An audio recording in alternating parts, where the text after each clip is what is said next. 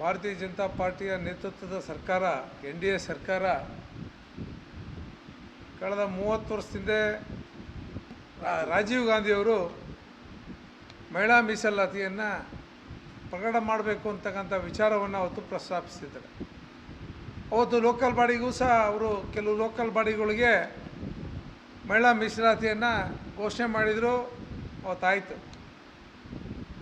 ನಿನ್ನೆ ಭಾರತೀಯ ಜನತಾ ಪಾರ್ಟಿಯ ನೇತೃತ್ವದ NDA ಸರ್ಕಾರ ಮಹಿಳೆಯರಿಗೆ 33% ಮೀಸಲಾತಿಯನ್ನು ಚುನಾವಣೆ ದೃಷ್ಟಿಯಿಂದ ಕೊಡಬೇಕು ಅನ್ನೋದು ಕಾರಣಕ್ಕೋಸ್ಕರ ಮಸೂದೆಯನ್ನು ತಂದಿತ್ತು. ವಿಧಾನಸಭೆ ಮತ್ತು ಲೋಕಸಭೆಯಲ್ಲಿ ಲೋಕಲ್ ಬಾಡಿಗಾಗಲೇ ಕೊಟ್ಟಿದ್ದಾರೆ ಮೀಸಲಾತಿನ.